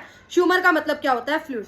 दूसरे टाइप का जो इम्यून रिस्पॉन्स है, जो सेल मीडिएटेड इम्यून रिस्पॉन्स है, जो कुछ सेल्स बी लिम्फोसाइट और टी लिम्फोसाइट्स की वजह से हो रहा है, उसको सेल मीडिएटेड इम्यूनिटी बोलते हैं। सेल मीडिएटेड इम्यूनिटी का बहुत रोल होता है ग्राफ्ट रिजेक्शन में। ग्राफ्ट रिजेक्शन मतलब जब भी मान लो किसी पर्सन का कोई ऑर्गन खराब हो रहा है, सपोज किडनी वगैरह खराब हो रही है, तो उस केस में ये जो, अगर हम ऑर्गन ट्रांसप्लांट करवाते हैं, तो ये जो सेल मीडिएटेड इम्यून रिस्पॉन्स है, ये इन ऑर्गन्स को क्या करवा देता है, रिजेक्ट करवा देता है। तो इन पर्सन को जिंदगी भर के लिए इम्यूनो सप्रेसेंट्स भी लेने पड़ते हैं, ताकि इनका इम्यून रिस्पॉन्स बार बार ट्रिगर ना हो। ऐसी इम्यूनिटी को सेल मीडिएटेड इम्यूनिटी बोलते हैं। तो अगर कोई आपसे पूछ लेता है ग्राफ्ट रिजेक्शन के पीछे कौन सी इम्यून रिस्पॉन्स, कौन सी इम्यूनिटी रिस्पॉन्सिबल है, तो आप सेल मीडिएटेड इम्यूनिटी बोलोगे। ठीक है, क्लियर है, ये सारी चीजें हम पढ़ चुके हैं। फिर आता है एक्टिव और पैसिव इम्यूनिटी। एक्टिव और पैसिव इम्यूनिटी क्या है, जब आप किसी होस्ट को डायरेक्ट एंटीजन से एक्सपोज करते हो, मान लो कोई लिविंग माइक्रोब वगैरह, चाहे वो डेड फॉर्म में, किसी प्रोटीन की फॉर्म में हमारी बॉडी के अंदर आता है, तो हमारी बॉडी उस पैथोजन के अगेंस्ट धीरे धीरे कुछ एंटीबॉडीज प्रोड्यूस करती है, यानी पैथोजन के आने के बाद ये एंटीबॉडीज हमारी बॉडी में प्रोड्यूस हो रही है। ऐसे इम्यून रिस्पॉन्स को हम एक्टिव इम्यून रिस्पॉन्स बोलते हैं। अब ये बहुत टाइम टेकिंग होता है और ये स्लो होता है, मतलब ये धीरे धीरे ये इम्यून रिस्पॉन्स जनरेट होता है। ठीक है, लेकिन मान लो हमें स्नेक ने काट लिया, या हमें टेटनस, कोई लोहा वगैरह लग गया, तो टेटनस का बैक्टीरिया हमें इन्फेक्ट करे, तो उस केस में क्या हो सकता है, उस केस में हम वेट नहीं कर सकते कि डिसीज हो और बॉडी धीरे धीरे रेबीज के अगेंस्ट या टेटनस के अगेंस्ट एंटीबॉडीज बनाए। तो ऐसे केस में हमें रेडीमेड एंटीबॉडीज लेनी पड़ती है, और जब हम रेडीमेड एंटीबॉडीज लेते हैं उसको हम पैसिव इम्यूनिटी बोलते हैं। जैसे क्लोस्ट्रम, जो इनिशियल फ्यू डेज का येलोइश कलर का मिल्क है, जो मदर बच्चों को फीड करवाती है, तो उससे जो IgA एंटीबॉडी पास होती है, तो ये भी एक पैसिव इम्यूनिटी का एग्जांपल है। अगर आपको एक्टिव और पैसिव इम्यूनिटी समझ में आई है, तो आपको एक्टिव और पैसिव इम्यूनाइजेशन प्रोग्राम भी समझ में आएगा। तो इम्यूनाइजेशन क्या है, इम्यूनाइजेशन भी या वैक्सीनेशन भी मेमोरी के प्रिंसिपल पे वर्क करता है। हमें पता है जैसे पोलियो बच्चों को हो रहा है, तो हम इंतजार नहीं करेंगे कि पोलियो हो जाए, बिल्कुल डायरेक्ट पोलियो का जो इन्फेक्टेड एजेंट है हमारी बॉडी के अंदर जो है, पोलियो हो जाए और फिर एंटीबॉडीज प्रोड्यूस हो। हम इसके लिए डायरेक्ट क्या करते हैं, इम्यूनाइजेशन प्रोग्राम चलाते हैं। मतलब उसी माइक्रोब को डेड फॉर्म में या वीकेंड फॉर्म में, हमारी बॉडी के अंदर हम इंट्रोड्यूस करवा देते हैं, जिससे क्या होता है, उस पैथोजन के अगेंस्ट एंटीबॉडी बनी रहती है। तो नेचुरली कभी ये पैथोजन हमारी बॉडी में आता है तो ये जो एंटीबॉडीज बनी हुई है इन पैथोजेनिक एजेंट के इफेक्ट को न्यूट्रलाइज कर देती है। ठीक है, तो रियलिटी में हमारे अंदर जब ये डिसीज कोजिंग माइक्रोब या पैथोजन आए तो हमें पता भी नहीं लगता, क्योंकि हमने वैक्सीनेशन वगैरह ले रखी है। तो यही सिस्टम है एक्टिव इम्यूनाइजेशन का, कि डायरेक्ट आप उस डेड माइक्रोब को या वीकेंड माइक्रोब को, पैथोजन को बॉडी के अंदर इंट्रोड्यूस करवा दो, धीरे धीरे क्या बनेगी, एंटीबॉडीज बन जाएगी, जैसे हमने कोविड के केस में किया था। लेकिन जब आप स्नेक वेनम और टेटनस के केस में रेडीमेड एंटीबॉडीज दे रहे हो तो उसको पैसिव इम्यूनाइजेशन बोल रहे हैं। अब तो बायोटेक्नोलॉजी, रिकॉम्बिनेंट डीएनए टेक्नोलॉजी इतनी एडवांस हो गई है कि बैक्टीरिया और ईस्ट का यूज करके भी हम ये एंटीजेनिक पॉलीपेप्टाइड्स वगैरह इन पैथोजन के अगेंस्ट प्रोड्यूस करवा रहे हैं। जैसे एक एग्जाम्पल आप पढ़ते हो, हेपेटाइटिस बी की वैक्सीन हमने कैसे ईस्ट को यूज करके, ईस्ट आर्टिफिशियल क्रोमोसोम को यूज कर बनाई। क्लियर है ये बात? चले आगे। एलर्जीज और ऑटो इम्यून पढ़ते हैं, फिर कुछ क्वेश्चंस करेंगे और फिर एड्स और कैंसर की तरफ चलेंगे। तो एलर्जीज क्या है? कभी आपने देखा है कि आपको कहीं नई जगह पर जाकर या वैसे भी कभी डस्ट वगैरह उड़ रही है या पोलन वगैरह से एलर्जी हो जाती है। तो एलर्जी क्या है? हमारी बॉडी का, हमारे इम्यून सिस्टम का एक एग्जैजरेटेड रिस्पॉन्स है। एग्जैजरेटेड मतलब बढ़ा चढ़ाकर रिस्पॉन्स है, कि कुछ सब्सटेंसेस से हमें दिक्कत है, उसके खिलाफ हमें कुछ इम्यून रिस्पॉन्सेज आ रहे हैं, उसी को हम एलर्जी कह रहे हैं। जिन सब्सटेंसेस के खिलाफ ये इम्यून रिस्पॉन्स जनरेट होता है उनको एलर्जेंस बोलते हैं। इस टाइम पे बॉडी पे एक एंटीबॉडी रिलीज होती है जिसको IgE बोलते हैं। एलर्जेंस कुछ भी हो सकते हैं, किसी को डस्ट से हो सकती है, पोलन से हो सकती है, या एनिमल डेंडर वगैरह से हो सकती है। अब इसके सिम्टम्स क्या है? स्नीजिंग, वाटरी आइज, रनिंग रोज, या सांस लेने में दिक्कत होना। इस टाइम पे बॉडी में कुछ केमिकल रिलीज होते हैं जिसको हम हिस्टामिन और सेरोटोनिन बोलते हैं, ठीक है, जो कि मास्ट सेल से रिलीज होते हैं, और यही हमें वो सिम्टम्स वगैरह दिखाते हैं एलर्जी के। अगर डिटरमाइन करना है किसी पर्सन को किस चीज से एलर्जी हो रही है तो हम छोटा सा टेस्ट कर सकते हैं। जैसे सपोज मुझे ऐसा लग रहा है कि मुझे वीट से एलर्जी है, तो मैं एक छोटा सा टेस्ट करवा सकती हूँ जिसमें मुझे स्मॉल डोज दी जाएगी इस चीज की, और पता चलेगा कि वहां पर एलर्जी जनरेट हो रही है या नहीं हो रही है। फिर कुछ ड्रग्स जिससे आप एलर्जी के सिम्टम्स को काम कर सकते हो, जैसे कि एंटीहिस्टामाइन, एड्रीनलिन या स्टेरॉइड, ये इन सिम्टम्स को रिड्यूस करके आपको रिलीफ प्रोवाइड कर सकते हैं। ठीक है, तो देखो अब तो हमारी मॉडर्न डे लाइफस्टाइल ऐसी है कि हमारी इम्यूनिटी बहुत कम होती जा रही है, तो हमें बहुत छोटी छोटी चीजों से भी क्या होती जा रही है? एलर्जी। जैसे जो मेट्रो सिटीज में लोग रहते हैं, बच्चे रहते हैं, उनके अंदर ये सेंसिटिविटी ज्यादा होती है एनवायरमेंट को लेकर, तो उनको ज्यादा जल्दी एलर्जीज होती है। फिर हमारे पास एक और चीज आती है, अगला टॉपिक जो आता है वो है ऑटो इम्यूनिटी। ऑटो इम्यूनिटी क्या है? देखो क्या होगा ना कि हमारे देश के सोल्जर्स अगर हमारे ही देश के खिलाफ लड़ने लग जाए, मतलब उनको रखा तो इसलिए गया वो किसी और कंट्री में लड़े, लेकिन अगर वो हमारे ही खिलाफ लड़ने लग जाए तो हमारे लिए तो ये नुकसानदायक होगा। तो ऑटो इम्यूनिटी भी क्या होता है? हमारे खुद के सेल्स वो नॉन सेल्फ सेल और सेल्फ सेल में डिफरेंशिएट नहीं कर पाते। एक्चुअल में तो उनको कोई बाहर से आने हुए फॉरेन पैथोजन को, फॉरेन माइक्रोब को, फॉरेन एलिमेंट को मारना था, लेकिन वो हमारे ही सेल्स को अटैक करने लग जाते हैं। ठीक है, इसके दो एग्जाम्पल्स हैं। एक एग्जाम्पल तो इसमें आप पढ़ते हो रूमेटॉइड आर्थराइटिस, जो कि एक ऑटो इम्यून डिसऑर्डर। ठीक है, ये जेनेटिक, इसके जो कॉजेज है वो जेनेटिक भी हो सकते हैं या अननोन रीजन भी हो सकते हैं, जिसकी वजह से बॉडी अपने सेल्स को ही क्या कर रही है? अटैक कर रही है। फिर लास्ट हम यहाँ पर पढ़ेंगे immune system of the body. Immune system में आप पढ़ते हो लिम्फोइड ऑर्गन, टिश्यूज और कुछ सेल्स और कुछ मॉलिक्यूल्स जैसे कि एंटीबॉडीज, जो हमें इम्यूनिटी प्रोवाइड कर रही है। ठीक है, अब देखो सबसे पहले आप पढ़ते हो लिम्फोइड ऑर्गन। लिम्फोइड ऑर्गन मतलब जहां पर these are the organs where origin and maturation and proliferation of lymphocytes occur. B lymphocytes और T lymphocytes जहां पर ओरिजिनेट हो रहे हैं, मैच्योर हो रहे हैं, प्रोलिफरेट हो रहे हैं, मतलब डिवाइड हो रहे हैं, उनको हम लिम्फोइड ऑर्गन बोलते हैं। जो प्राइमरी लिम्फोइड ऑर्गन है वो है हमारे पास बोन मैरो और थाइमस, जहां पर ये इमेच्योर लिम्फोसाइट्स बनते हैं और डिफरेंशिएट होते हैं। मैचुरेशन के बाद ये सेकेंडरी लिम्फोइड ऑर्गन जैसे spleen, lymph node, tonsils, pairs, patches of small intestine, appendix यहाँ पर चले जाते हैं। ये वो साइट है जहां पर ये लिम्फोसाइट्स एंटीजेंस के साथ इंटरेक्ट करेंगे और प्रोलिफरेट करेंगे, यानी कि डिवाइड करेंगे। ये आपको कुछ लिम्फोइड ऑर्गन्स दिखाए हुए हैं। आगे चलो, जैसे बोन मैरो हमारा मेन लिम्फोइड ऑर्गन है जहां पर सभी के सभी blood cells including lymphocytes produce होते हैं। थाइमस एक लोब्ड ऑर्गन है, हार्ट के पास, ब्रेस्ट बोन के नीचे। थाइमस, छोटे बच्चों में थाइमस का जो साइज होता है बर्थ के टाइम पे वो लार्ज होता है, और ये एक हार्मोन रिलीज करता है थाइमोसिन। ठीक है, तो ये हार्मोन हमें इम्यूनिटी प्रोवाइड करता है। जैसे जैसे हम एजेड होते जाते हैं प्यूबर्टी के बाद तो खासकर इसका साइज स्मॉल हो जाता है, बुजुर्गों में तो बिल्कुल स्मॉल हो जाता है, इसीलिए भी बुजुर्गों का इम्यून सिस्टम क्या होता है, वीक होता है। जो बोन मैरो और थाइमस है दोनों माइक्रो एनवायरनमेंट प्रोवाइड करते हैं ताकि टी लिम्फोसाइट्स डेवलप हो सके। स्प्लीन आप देखोगे एक लार्ज बीन शेप्ड ऑर्गन है जिसमें लिम्फोसाइट्स है या फेगोसाइट्स है। ये ब्लड को फिल्टर कर रहा है, कैसे, ब्लड में पाए जाने वाले माइक्रो ऑर्गेनिजम्स को ट्रैप करकर। स्प्लीन एरिथ्रोसाइट्स के लिए रिजर्वेयर भी है। फिर आते हैं लिम्फ नोड्स। बॉडी में पूरा देखो लिम्फेटिक सिस्टम चल रहा है, इसमें कहीं कहीं पर नोड्स प्रेजेंट होते हैं जिसको हम लिम्फ नोड बोलते हैं। अब ये लिम्फ नोड्स क्या करते हैं, लिम्फ में चलते हुए जो एंटीजेंस वगैरह हैं, टिश्यू फ्लूइड में चलते हुए जो एंटीजेंस वगैरह हैं उसको ट्रैप कर लेते हैं और बॉडी में सिम्टम्स दिखाते हैं। जैसे कई बार हमें कुछ इन्फेक्शन होता है तो गर्दन के पास या अंडर आर्म के नीचे हमारे जो लिम्फ नोड है वो स्वेल भी हो जाता है। तो ये बॉडी का ही एक तरीका है सिम्टम दिखाने का कि कुछ हमारी बॉडी में सही नहीं है, कुछ ना कुछ ऐसी चीज है जो सही नहीं है। फिर लिम्फोइड टिश्यू की बात करते हो जो बॉडी के major tract, respiratory tract, digestive tract, urinogenital tract में एसोसिएटेड है। इसको आप माल्ट बोलते हो, म्यूकोसल एसोसिएटेड लिम्फोइड टिश्यू। हमारी बॉडी का 50% जो टिश्यू है वो क्या है, लिम्फोइड टिश्यू ही है। आगे हम इसके क्वेश्चन करेंगे, फिर हम एड्स और कैंसर की तरफ चलेंगे। तो देखो क्वेश्चन हमने कहाँ तक किए थे, हमने यहाँ तक क्वेश्चन कर लिए थे, अब हमने इम्यूनिटी पे क्वेश्चन करने हैं। तो पहला क्वेश्चन हमसे पूछ रहा है which of the following type of immunity is present at the time of birth and non specific. Innate immunity जो होती है वो बर्थ टाइम में प्रेजेंट होती है और नॉन स्पेसिफिक होती है। दूसरा हमसे पूछा हुआ है antibiotics are chemical produce by microbe that kill other microbe. ये भी बिल्कुल सही है, एंटीबायोटिक वो केमिकल है जो माइक्रोब भी प्रोड्यूस कर रहे हैं और ये दूसरे माइक्रोब को किल कर रही है। माइक्रोब वाले चैप्टर में इस डेफिनेशन को पढ़ोगे, ये ट्रू है। Antibiotics are chemical formed in body that eliminate microbe, ये भी हमारे पास ट्रू है, दोनों स्टेटमेंट हमारे पास ट्रू है। 2024 के रीनीट में क्वेश्चन पूछा गया था। Identify the statement which is not correct. Constant region of heavy and light chains are located at C terminals of antibody molecule, ये हमारे पास सही है। ईच एंटीबॉडी के पास 2 लाइट चेन 2 हैवी चेन होती है। लाइट चेन और हैवी चेन एक दूसरे के साथ डाइसल्फाइड बॉन्ड से अटैच होती है।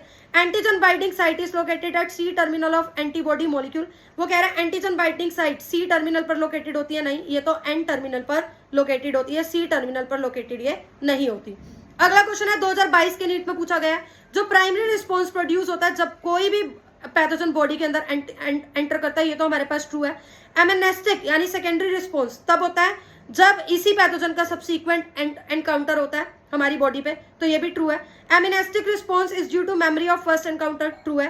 Acquired immunity is non specific, नहीं, ये तो स्पेसिफिक होती है। और ये टाइम ऑफ बर्थ, नहीं, ये तो लाइफ टाइम में हम एक्वायर करते हैं, ये तो इनेट इम्यूनिटी की एक्चुअल में यहाँ पर डेफिनेशन दी हुई है। अगला क्वेश्चन हमारे पास है एंटीवेनम इंजेक्शंस, जिसमें प्री फॉर्म्ड रेडीमेड एंटीबॉडीज होती हैं पोलियो ड्रॉप के लिए वगैरह के लिए हम जो इंजेक्ट करते हैं, ये कौन सी तरह की के पैथोजन होते हैं? क्या ये एक्टिवेटेड पैथोजन होते हैं, क्या ये हार्वेस्टेड होते हैं? अब ये 2016 का क्वेश्चन है, ये एनसीईआरटी से बाहर, पर 2018 से पहले ऐसे क्वेश्चन पूछ लेते थे, तो डायरेक्ट आप इसका आंसर याद रखो, attenuated pathogen. Transplantation of tissue organ fails often due to non acceptance by patient body. किसी ने किडनी ट्रांसप्लांट करवाया पर उसकी बॉडी उस ट्रांसप्लांट को एक्सेप्ट नहीं कर रही है, इसको हम ग्राफ्ट रिजेक्शन बोलते हैं। ये सेल मीडिएटेड इम्यून रिस्पॉन्स का एग्जाम्पल है, 2017 में ये क्वेश्चन पूछा गया था। विच of the following immunoglobulin does constitute the largest percentage in human milk। क्लोस्ट्रम में सबसे ज्यादा IgA एंटीबॉडी होती है, तो इसका ये क्वेश्चन 2015 में पूछा गया था। फिर colostrum the yellowish fluid secreted by mother during initial day of lactation, जब प्रेगनेंसी की डिलीवरी के थोड़े टाइम बाद जो इनिशियल फ्यू डेज का मिल्क होता है जिसको हम क्लोस्ट्रम बोलते हैं, वो क्यों इन्फेंट्स को देना जरूरी है? क्योंकि उससे पैसिव इम्यूनिटी प्रोवाइड हो रही है, IgA एंटीबॉडीज प्रोवाइड हो रही है। 2019 में ये क्वेश्चन पूछा गया था। फिर है रॉन्ग स्टेटमेंट आपने बतानी है, fetus receive some antibody from mother, it is example of passive immunity, IgA antibody मिलती है, ट्रू है ये। When expose to antigen living और dead antibodies are produce in host, it is called active immunity. बिल्कुल, active immunity में क्या होता है, हम डेड या वीकेंड माइक्रोब को बॉडी में डाल देते हैं और इन माइक्रोब की वजह से खुद ब खुद एंटीबॉडी बॉडी में बनती है, तो इसको एक्टिव इम्यूनिटी बोलते हैं। जब आप रेडीमेड एंटीबॉडीज डायरेक्टली इंजेक्ट करते हैं तो उसको पैसिव इम्यूनिटी बोलते हैं। एक्टिव इम्यूनिटी क्विक होती है और रिस्पॉन्स देती है फटाफट, नहीं, एक्टिव इम्यूनिटी तो स्लो होती है, धीरे धीरे एंटीबॉडीज हमारी बॉडी में बनेंगी, ठीक है। उसके बाद क्या है, the yellowish fluid colostrum secreted initial days, उसके अंदर IgA होता है, ये कौन सी टाइप की इम्यूनिटी है, ये पैसिव है। फिर बोला हुआ है auto immune disorder is a condition where body defence mechanism recognise its own cell as foreign cell. Body को अपने खुद के सेल, बाहर के सेल लगते हैं, फॉरेन सेल बोलते हैं, लगते हैं, और बॉडी अपने सेल्फ सेल और नॉन सेल्फ सेल में डिफरेंशिएट नहीं कर पाती और सेल्फ सेल को ही अटैक करती है, ये ट्रू है। Rheumatoid arthritis is the condition where body does not attack self cell, ये गलत है। र्यूमेटाइड आर्थराइटिस तो ऑटो इम्यून का एग्जांपल है, मतलब बॉडी खुद के सेल्स को अफेक्ट करिए, इसमें डस नोट लिख दिया। तो स्टेटमेंट ए तो करेक्ट है, स्टेटमेंट बी क्या है, इनकरेक्ट है। फिर बोला हुआ है अस्थमा में बी एट्रीब्यूटेड टू, अस्थमा क्या है, एक एलर्जिक रिएक्शन है, allergic reaction of mast cell in the lungs, ठीक है। तो बैक्टीरियल इन्फेक्शन तो नहीं है, इन्फ्लामेशन ऑफ ट्रैकिया भी नहीं है, लंग्स में फ्लूइड भर जाएगा ऐसा भी कुछ नहीं है। In higher vertebrates the immune system can distinguish self and non self cell, this property is lost, अगर ये प्रॉपर्टी लॉस्ट हो जाए तो हमें एक एबनॉर्मेलिटी हो जाती है जिसको हम ऑटो इम्यून डिसऑर्डर बोलते हैं। 2016 में क्वेश्चन पूछा गया। इसमें से कौन सा ऑटो इम्यून डिसऑर्डर नहीं है? सोरेसिस है, र्यूमेटाइड आर्थराइटिस है, विटिलिगो है, अल्जाइमर्स नहीं है यहाँ पर। उसके बाद देखो after maturation in primary organ the lymphocyte migrate for interaction with antigen for secondary lymphoid organ. आपने यहाँ सेकेंडरी लिम्फोइड ऑर्गन के एग्जांपल बताने हैं। प्राइमरी तो होते हैं थाइमस और बोन मैरो, काट दो, बाकी जो बचे स्प्लीन, पेयर्स, पैचेज और लिम्फ नोड। आगे हम चलते हैं, अगला हमारा क्या है, MALT, MALT, mucosal associated lymphoidal tissue constitute about 50% of lymphoid tissue in our body। अगला है हमारे पास which of the following common sexually transmitted disease is completely curable. ये ना वैसे ज्यादा अच्छी तरह आपको रिप्रोडक्टिव हेल्थ में समझ आएगा, वहां भी ये क्वेश्चन लगाया, वैसे इसका आंसर गोनोरिया।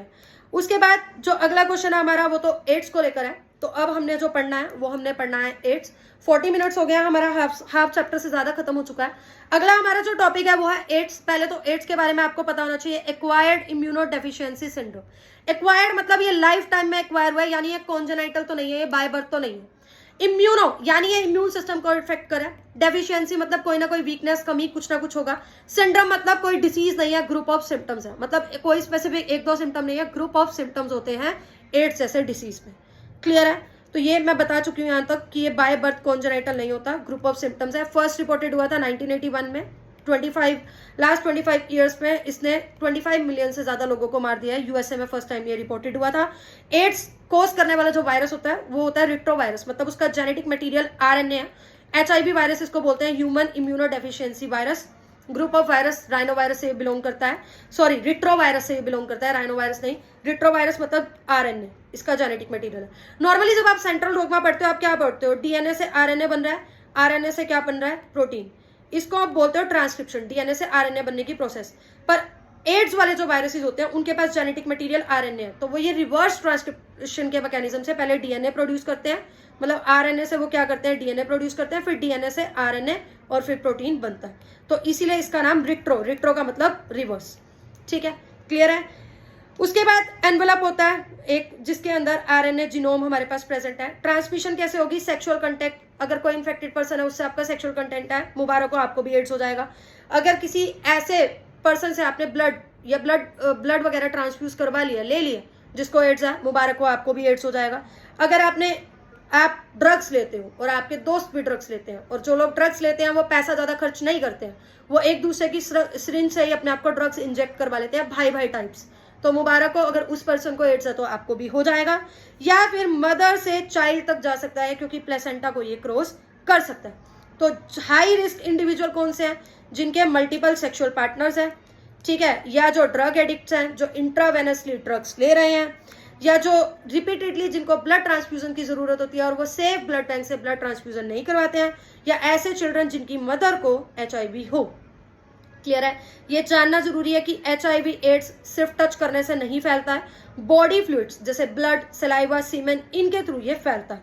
तो ऐसे लोगों को दूर मत रखो अपने से। ऐसा नहीं कि उनको बिल्कुल ऐसे छूट टाइप बीमारी फैला दो कि लाइक इसको एड्स है तो मैं इसको टच नहीं करूंगा, हाथ नहीं मिलाऊंगा।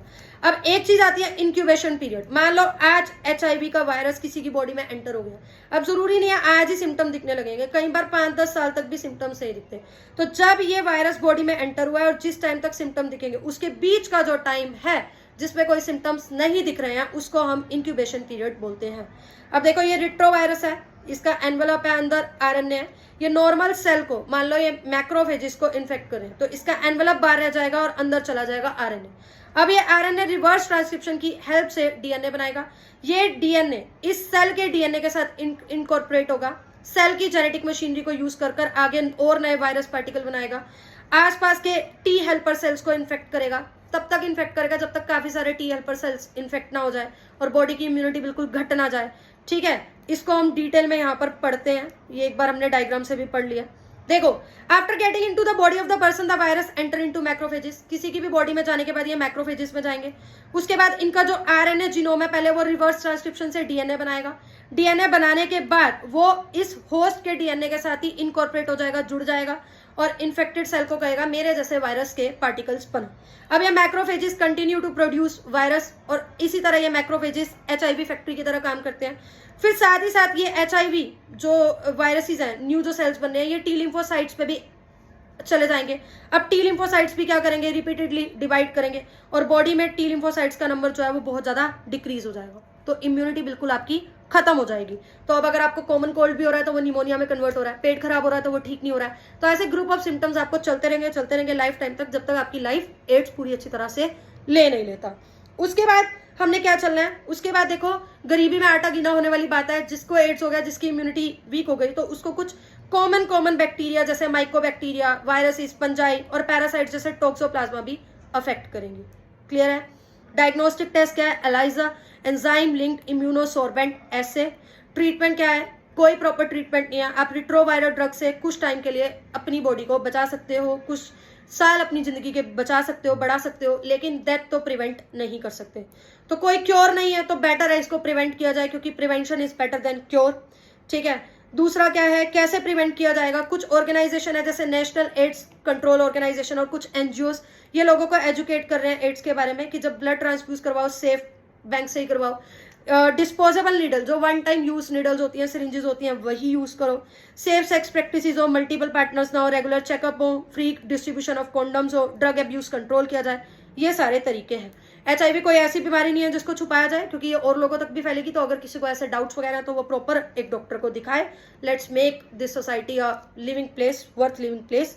ठीक है, तो फिर लोगों को साथ में एक्ट करना चाहिए, मतलब इन चीजों को एज अ टैबू कंसीडर नहीं करना चाहिए। ये लास्ट पैराग्राफ का मतलब है।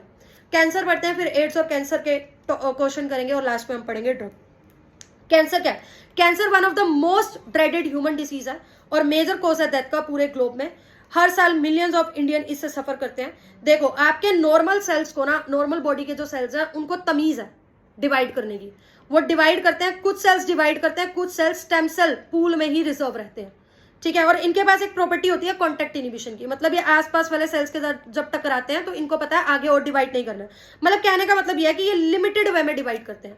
यही सेल्स जब अनकंट्रोल्ड वे में डिवाइड करने लगे तो ये ट्यूमर बना देते हैं, मास ऑफ सेल बना देते हैं, जिसको ट्यूमर बोलते हैं और इसी को हम कैंसर भी बोलते हैं। दो टाइप के ट्यूमर है, एक बेनाइन, एक मैलिग्नेंट। बेनाइन कम खतरे वाला है, मैलिग्नेंट तो ज्यादा खतरे वाला है। बेनाइन मतलब जिस ऑर्गन में हुआ है, जिस लोकेशन में ये ट्यूमर हुआ है वो वहीं तक रहेगा, बदमाशी नहीं करेगा ये। तो वहां से अगर उस ऑर्गन में से इसको निकाल दिया जाए तो बस ठीक है, और ऑर्गन को ये इफेक्ट नहीं कर रहा है। लेकिन जो मैलिग्नेंट है भाई, ये तो बदमाशा है। ये जहां पर है वहां से टूट टूट कर इसके सेल्स, नियोप्लास्टिक सेल्स या ट्यूमर सेल्स हम बोलते हैं कि जो नॉर्मल सेल्स हैं वो ट्यूमर सेल्स में कन्वर्ट होते जा रहे हैं। ये दूसरे ऑर्गन्स तक भी जाएंगे, तो ये एक जगह कन्फाइंड नहीं रहेंगे। और ये जो इनकी प्रॉपर्टी है ना कि ये दूसरे ब्लड से ट्रेवल करके दूसरे नए साइट्स पे ट्यूमर बनाते हैं, ये मेटास्टेसिस इस प्रॉपर्टी को बोलते हैं। और ये मैलिग्नेंट ट्यूमर की मोस्ट डरावनी प्रॉपर्टी है। क्लियर है? कॉजेज क्या है कैंसर के? कुछ फिजिकल, केमिकल और बायोलॉजिकल कॉजेज होते हैं। कैंसर कॉजिंग एजेंट को हम कार्सिनोजेनिक्स बोलते हैं। कुछ आयोनाइजिंग रेडिएशन जैसे एक्सरे और गामा रेस, या नॉन आयोनाइजिंग रेडिएशन जैसे यूवी रेस, ये डीएनए डैमेज करते हैं। ठीक है, और नियोप्लास्टिक ट्रांसफॉर्मेशन करते हैं। नियोप्लास्टिक ट्रांसफॉर्मेशन मतलब नॉर्मल सेल्स को कैंसर कॉजिंग सेल्स में ये कन्वर्ट कर देते हैं। फिर कुछ वायरसेस होते हैं जिनको ऑन्कोजेनिक वायरस बोलते हैं, जिनकी वजह से हमें कैंसर हो सकता है। कुछ जीन्स होते हैं जिसको सेलुलर ऑन्कोजीन्स या प्रोटो ऑन्कोजीन्स बोलते हैं, जो सर्टेन कंडीशन के अंदर ऑन्कोजीन्स में कन्वर्ट हो सकते हैं, मतलब कैंसर कॉजिंग सेल्स में कन्वर्ट हो सकते हैं। जितनी जल्दी डिटेक्ट होगा उतनी जल्दी ट्रीट होगा, उतना हमारे लिए अच्छा होगा। कैसे डिटेक्ट कर सकते हैं? अगर किसी को ल्यूकेमिया, ब्लड कैंसर है, तो वो तो ब्लड टेस्ट के थ्रू ही होगा या बोन मैरो टेस्ट के थ्रू ही होगा। तो उस केस में क्या होगा, बॉडी में लिम्फोसाइट्स, WBC का अमाउंट बहुत ज्यादा बढ़ा हुआ दिखेगा। तो दिखेगा कि बॉडी में कोई इतना घातक इन्फेक्शन आया है कि WBC का जो नंबर है वो बहुत ज्यादा बढ़ गया। दूसरा होता है बायोप्सी, मतलब कोई आपको मान लो, आपको क्यों, किसी को भी मान लो अंडर आर्म्स के नीचे वगैरह कहीं पर लिम्फ नोड हो गया और वो डाउट है कि कैंसर हो सकता है, तो जहां पर भी डाउट है उस टिश्यू का एक छोटा सा हिस्सा लिया जाएगा, वहां से एक छोटा सा टिश्यू का पीस लिया जाएगा और हिस्टोपैथोलॉजिकल स्टडी, मतलब उसको स्ट्रेन करके माइक्रोस्कोप के अंडर उसकी डेवलपमेंट वगैरह, ग्रोथ वगैरह देखी जाएगी। तो बायोप्सी में हम क्या करते हैं, सस्पेक्टेड टिश्यू को कट करते हैं, थिन सेक्शन में स्ट्रेन करते हैं और माइक्रोस्कोप के नीचे देखते हैं। फिर हम रेडियोग्राफी टेक्निक जैसे x ray, CT scan, computer tomography जिसको बोलते हैं, एमआरआई का यूज कर इंटरनल ऑर्गन के कैंसर्स को देख सकते हैं। जो एक्सरेज हैं वो 3D इमेज देता है हमारे इंटरनल ऑर्गन्स के लिए। एमआरआई मैग्नेटिक फील्ड लाइंस और नॉन आयोनाइजिंग रेडिएशन को यूज कर डिटेक्ट करता है। कुछ एंटीबॉडीज को आप यूज कर सकते हो कैंसर स्पेसिफिक एंटीजन्स के लिए भी। अगर बॉडी में कैंसर स्पेसिफिक एंटीजन है, ये एंटीबॉडीज जाकर बाइंड होंगी, वरना नहीं होगी। ठीक है, क्लियर है। और देखो, प्रॉपर ऐसे रेगुलर चेकअप होने चाहिए। पता चलना चाहिए अगर किसी के अंदर ऐसे जीन्स हैं जो किसी ना किसी कंडीशन में कैंसर कोज कर सकते हैं, तो उनको पहले से अवेयर कर दिया जाए कि आप टबैको वगैरह मत लो, आपको कैंसर हो सकता है, क्योंकि आपके पास ऑलरेडी आप ससेप्टिव हो भी, आपको हो सकती है ये चीज। ट्रीटमेंट क्या है? ट्रीटमेंट के लिए 3 चीजें हैं। या तो सर्जरी करवा लो, सर्जरी मतलब जिस हिस्से में ट्यूमर है उसको सर्जिकली रिमूव करवा लो। रेडिएशन थेरेपी मतलब रेडिएशन को यूज करके वहां से ट्यूमर सेल्स को किल कर दो, पर ध्यान से, ताकि नॉर्मल सेल्स किल ना हो। इम्यूनोथेरेपी मतलब इम्यून सिस्टम को ऐसे डेवलप करो कि वो खुद कैंसर सेल्स को मार दे। जब भी कैंसर होता है तो हमारी बॉडी के जो इम्यून सेल्स हैं ये इससे लड़ नहीं पाते, कैंसर वाले सेल से लड़ नहीं पाते। तो इस केस में हमें कुछ बायोलॉजिकल रिस्पॉन्स मॉडिफायर दिए जाते हैं जिसको अल्फा इंटरफेरॉन बोलते हैं, जो इम्यून सिस्टम को एक्टिवेट करते हैं और ट्यूमर को डिस्ट्रॉय करने में हेल्प करते हैं। पहले क्वेश्चन करेंगे, फिर एक इजी टॉपिक रह गया ड्रग्स वगैरह फिर हम करेंगे। तो देखो, सबसे पहले हमें दिया हुआ है, ये क्वेश्चन 2016 में पूछा गया, विच of the following is correct. ये बोला हुआ है कि HIV अनएनवेलप्ड है। अभी हमने NCERT में पढ़ा कि ये तो एनवेलप्ड है। HIV does not escape but attack the acquired immune response. बड़ी अजीब सी लाइन दी हुई है हमें। और HIV is enveloped virus containing 1 molecule of single stranded RNA। नहीं, यहाँ पर ना 2 आइडेंटिकल मॉलिक्यूल होते हैं सिंगल स्ट्रैंडेड RNA। ठीक है, क्लियर है। ये NCERT में डायरेक्ट लाइन नहीं दी हुई, पर आंसर इसका यही बनेगा। ये मैंने गूगल से सर्च करके यहाँ पर वो भी लगाया हुआ है, स्क्रीनशॉट भी। NTA के आंसर की के हिसाब से भी यही आंसर है। 2016 में ये पूछा गया था, तब थोड़े से अलग NCERT से क्वेश्चन पूछ लेते थे। तो इसका आंसर हमारे पास 4th है, ये आप याद कर लेना। अगला है हमारे पास HIV that causes AIDS first start destroying helper T cells को ये डिस्ट्रॉय करना स्टार्ट करता है। In which blood corpuscle HIV undergoes replication and produces progeny virus T helper cells को ये अफेक्ट करता है। उसके बाद क्या है, कैंसर पे हमारे पास क्वेश्चंस है। Neoplastic cells are neoplastic characteristics of cell refer to mass of proliferating cells. जी बिल्कुल, सेल्स कॉन्टिन्यूसली डिवाइड हो रही है, रैपिड ग्रोथ हो रही है सेल्स की, आसपास के टिश्यू को भी इन्वेट कर रही है। ये कह रहे हैं कि ये कन्फाइड रहती है ओरिजिनल पोजीशन पर, ये तो गलत है। तो डी यहाँ पर गलत है, डी गलत है, A, B और C तीनों ठीक है। मैच करना है, मैच करोगे तो देखो, मैलिग्नेंट ट्यूमर क्या कर रहे हैं, मेटास्टेसिस को शो कर रहे हैं। मार्ट क्या है, लिम्फोइड टिश्यू है। नाको नेशनल एड्स काउंसिल ऑर्गेनाइजेशन क्या है, कंट्रोल ऑर्गेनाइजेशन क्या है, एड्स को कंट्रोल करने के लिए, अवेयरनेस फैलाने के लिए है। अल्फा इंटरफेरेंस क्या करते हैं, डिस्ट्रॉय करते हैं ट्यूमर को। कैसे, ये इम्यून रिस्पॉन्स मॉडिफायर है, तो इम्यून सेल्स को एक्टिवेट करते हैं। तो ये आंसर मैंने आपको सारे टिक लगवा दिए हैं, तो इसका आंसर आप देख लेना क्या बनेगा। फिर कंप्यूटेड टोमोग्राफी और magnetic resonating imaging detect cancer of internal organ, बिल्कुल सही बात है। Chemotherapeutics drugs are used to kill non cancer cell. अरे भाई, नॉन कैंसर सेल्स को क्यों किल करेंगे, कैसा मतलब सस्ता क्वेश्चन है ये। बी तो गलत है, बी वाले ऑप्शंस को एलिमिनेट कर देना। Alpha interferons activate cancer patient immune system and help destroying tumour. A और सी दोनों ठीक है। Chemotherapeutic drugs are biological response, नहीं, वो तो अल्फा इंटरफेरेंस होते हैं, बायोलॉजिकल इम्यून मॉडिफायर्स। तो डी भी हमारे पास गलत है। In case of leukaemia blood cell count decrease, blood cell count increase हो जाता है, WBC का काउंट इंक्रीज हो जाता है। तो ई भी हमारे पास गलत है।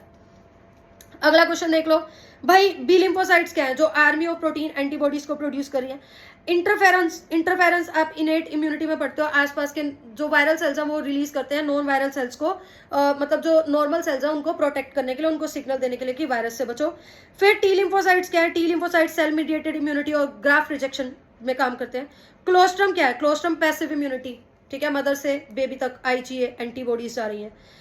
चलो देखो, लास्ट हमारा जो टॉपिक है वो है ड्रग्स। आजकल ड्रग्स, अल्कोहल वगैरह यूथ में देखा जा रहा है कि बहुत राइस हो रहा है ये ट्रेंड। प्रॉपर एजुकेशन, अवेयरनेस फैलानी इनके लिए जरूरी है, ताकि एक हेल्दी लाइफस्टाइल हम जी सके। आपने 3 तरह के ड्रग्स यहाँ पढ़ने हैं, ओपियोइड्स, कैनाबिनॉइड्स और कोका एल्कलॉइड। बिल्कुल याद करते जाओ, बिल्कुल सुनते जाओ, 5 मिनट में ये चैप्टर खत्म हो जाएगा। तो ये हमें फ्लावरिंग प्लांट से मिलते हैं और फंजाई से भी मिलते हैं कुछ। जैसे ओपियोइड के जो रिसेप्टर्स होते हैं ना, वो हमारे सेंट्रल नर्वस सिस्टम में और गैस्ट्रो इंटेस्टाइन यानी CNS सेंट्रल नर्वस सिस्टम और GI ट्रैक में प्रेजेंट होते हैं। ओपियोइड में एक एग्जांपल आप हीरोइन पढ़ते हो, हीरोइन का ही दूसरा नाम है स्मैक। स्मैक आपको कैसे मिलता है, ये डाई एसिटाइल मोर्फिन है, मतलब मोर्फिन की डाई एसिटाइलेशन आप कर दोगे तो आपको स्मैक मिल जाएगा। व्हाइट है, ऑर्डरलेस है, कोई स्मेल नहीं है। बीटर है, क्रिस्टलाइन है, और ये हमें कहाँ से मिलता है, ये लेटेक्स से मिलता है। किसकी लेटेक्स से, तो ये हमें पॉपी प्लांट यानी पेपेवर सोमनिफेरम की लेटेक्स से मिलता है। ओपियम पॉपी या पेपेवर सोमनिफेरस इसका एग्जांपल है, ये इसका डायग्राम है।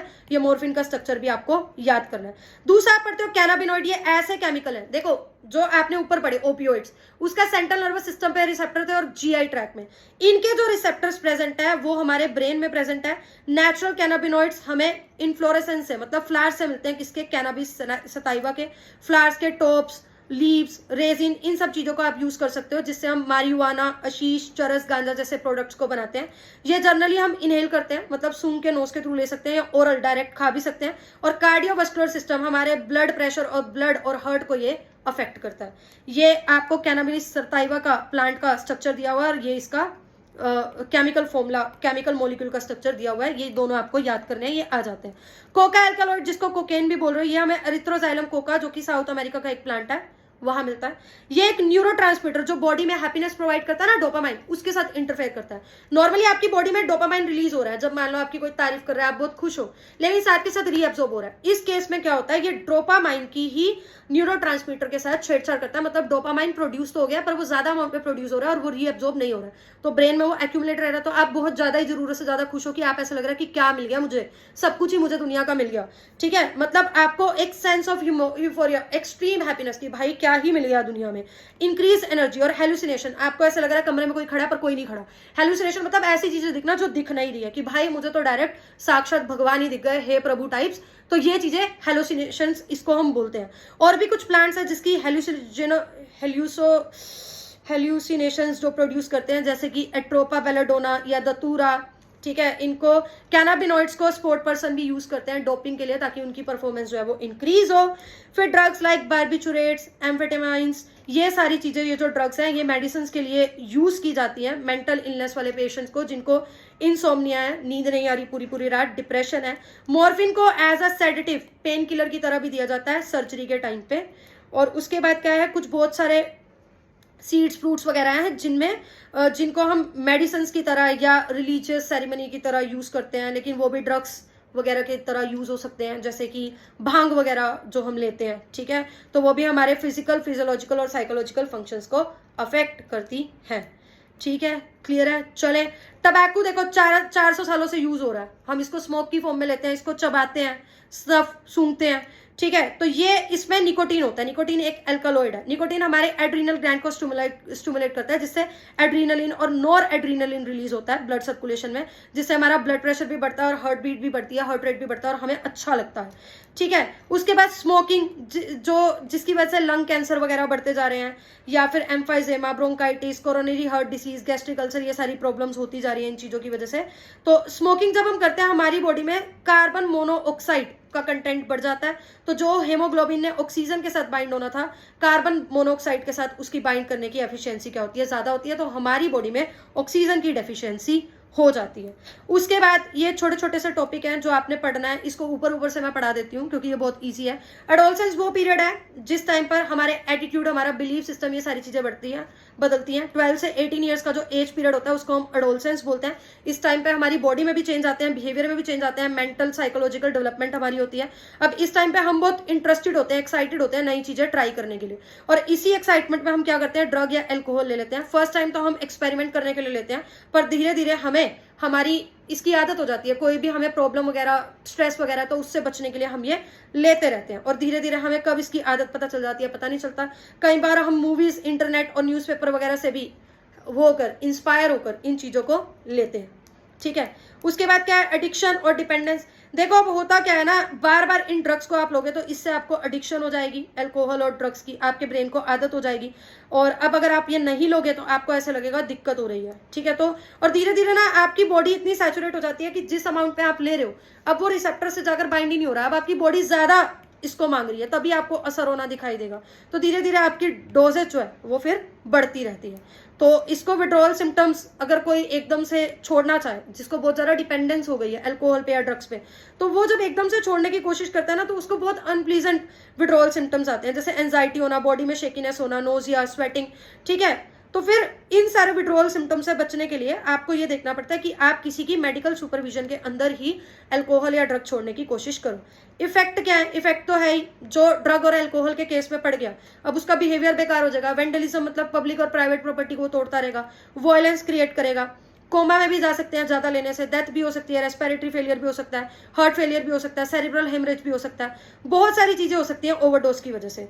अब क्या है, कैसे पता लगाएं कि कोई बच्चा इन हरकतों में पड़ गया? एकदम से उसकी परफॉर्मेंस, उसका पढ़ाई में इंटरेस्ट खत्म हो जाएगा, वो स्कूल से बहुत ज्यादा छुट्टी लेने लग जाएगा, पर्सनल हाइजीन नहीं मेंटेन करेगा, आइसोलेट रहने लगेगा, डिप्रेशन में रहेगा, उसको बहुत ज्यादा थकावट होगी, हमेशा गुस्से में रहेगा, हमेशा लड़ने के मूड में रहेगा, उसके अपनी फैमिली और फ्रेंड के साथ रिलेशनशिप खराब होंगे, ईटिंग और स्लीपिंग हैबिट्स उनकी जो होगी वो खराब होगी। तो ये सारे रिपरकशंस होते हैं। तो आसपास के लोग अगर ये देख रहे हैं भी हमारे किसी दोस्त, हमारे किसी क्लासमेट, हमारे किसी स्टूडेंट, हमारे या फिर पेरेंट्स देख रहे हैं बच्चे को ऐसा है, तो उसकी प्रॉपर काउंसलिंग की जाए, उसको मेडिकल फैसिलिटीज वगैरह, साइकोलॉजिस्ट वगैरह को दिखाया जाए, ठीक है, ताकि उसको ये चीज जल्दी से ठीक हो सके। अब जो अल्कोहल वगैरह लेते हैं उनको पैसों की भी रिक्वायरमेंट होती है, तो वो फिर ऐसी सोशल एविल जैसी चीजों में भी पहुंच जाते हैं कि चोरी चकारी करने लग गए फिर। और जो इंट्रावेनसली ड्रग्स ले रहे हैं तो उनको तो फिर और सेक्सुअली ट्रांसमिटेड डिसीज हो सकते हैं जैसे एड्स और हेपेटाइटिस। ज्यादा ड्रिंक करने से आपका लीवर खराब हो सकता है, इस कंडीशन को लीवर सिरोसिस बोलते हैं। लीवर के अंदर फाइबर्स बन जाते हैं, फाइब्रस टिश्यू बन जाता है, नॉर्मल टिश्यू आपका खराब होता जाता है। प्रेगनेंसी के टाइम पे अगर लोगे ड्रग्स या अल्कोहल तो फीटस को बहुत ज्यादा अफेक्ट पड़ेगा। अब ये बहुत इंपॉर्टेंट पैराग्राफ है। कुछ स्पोर्ट पर्सन अपनी परफॉर्मेंस को एनहांस करने के लिए इसको लेते हैं, जैसे एनाल्जेसिक्स। एनाल्जेसिक्स मतलब जो पेन रिलीवर होते हैं, कि वो परफॉर्म करें तो उस टाइम पे उनको पेन महसूस नहीं हो रहा भागते भागते, तो वो उनकी एफिशिएंसी बढ़ा देता है।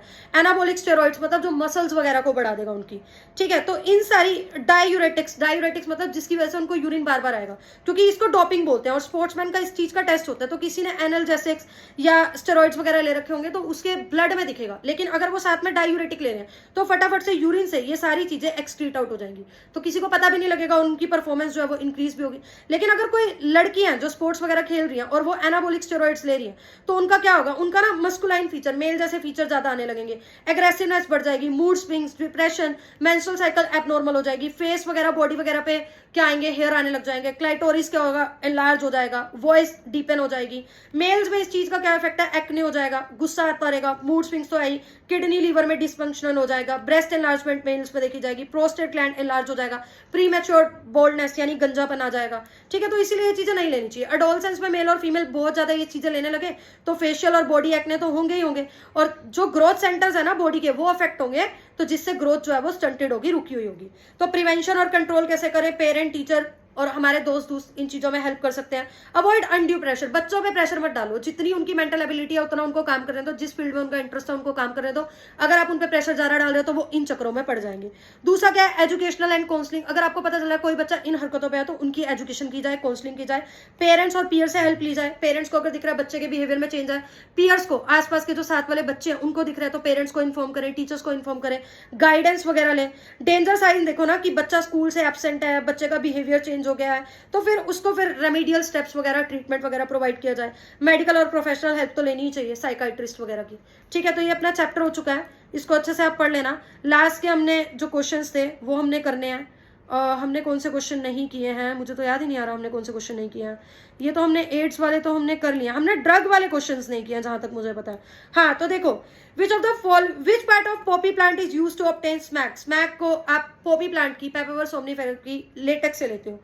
Drug called heroin is synthesised by acetylation of morphine. अगला क्वेश्चन क्या है हमारे पास, अगला क्वेश्चन पूछा हुआ है हीरोइन क्या कर रहा है। हीरोइन हमारी बॉडी के फंक्शन को स्लो डाउन कर रहा है। तो अगर हम बहुत एंजाइटी, डिप्रेशन, टेंशन में है तो हमारी बॉडी की over thinking, functioning slow down हो रही है, तो हमें अच्छा लग रहा है तो हम हीरोइन ले रहे हैं। फिर मारिजुआना क्या है, कार्डियोवास्कुलर सिस्टम को अफेक्ट कर रहा है। कोकेन क्या कर रहा है, हमारे डोपामाइन के ट्रांसपोर्ट के साथ इंटरफेयर कर रहा है। मॉर्फिन को पेन किलर की तरह दिया जाता है सर्जरीज की टाइम पर। अगला क्वेश्चन देखो 2026 में पूछा गया, निकोटीन हमें कहाँ मिलता है। निकोटीन हमें टबैको में मिलता है, एड्रीनल ग्लैंड से कैटेकोलामाइंस यानी एड्रीनलिन और नॉर एड्रीनलिन को रिलीज करवाता है। तो ए का हमारे पास 2 हो गया, तो ए का 2 है तो बाकी ऑप्शंस आप एलिमिनेट कर दो। फिर मॉर्फिन क्या है, सेडेटिव और पेन किलर की तरह दिया जा रहा है सर्जरी के टाइम पे। हीरोइन क्या है हमारे पास, डिप्रेसेंट है जो स्लो डाउन कर रहा है फंक्शंस को। कोकेन क्या है हमारे पास, कोकेन हमें यूफोरिया, एक्सट्रीम हैप्पीनेस, इंक्रीज कर रहा है हमारी एनर्जी को। ये सारी चीजें देखो कितनी बार रिपीट हो रही है। फिर वही बात, कोकेन, कोकेन हमें कहाँ से मिल रहा है? अरिथ्रोजाइलम कोका, जो साउथ अफ्रीका का प्लांट है। हीरोइन, हीरोइन हमारे पास पेपेवर सोमनीफेरम से मिल रहा है। मॉर्फिन, मॉर्फिन हमें कहाँ से मिल रहा है? जो सेडेटिव की तरह यूज हो रहा है सर्जरी में। मारिजुआना, मारिजुआना हमें कैनाबिनिस सताइवा से मिल रहा है। अगला क्वेश्चन हमने जो देखना है, बस और तो कोई क्वेश्चन ही नहीं है, इस अडोलसेंस वगैरह वाले से कोई क्वेश्चन नहीं आएगा। तो देखो ये हमारा चैप्टर था। अगर आपको नोट्स पसंद हो तो मैंने कमेंट सेक्शन में भी लिंक पोस्ट किया है और साथ साथ में डिस्क्रिप्शन में भी लिंक है, ये नोट्स आप ले सकते हो, जिससे आपकी एनसीईआरटी और पीवाईक्यू साथ साथ स्पीडीली होते रहेंगे रिवाइज। और इंस्टाग्राम को फॉलो कर लेना और टेलीग्राम को भी फॉलो कर लेना। मिलते हैं अगले लेक्चर में, माइक्रोब्स के लेक्चर में। Thank you so much.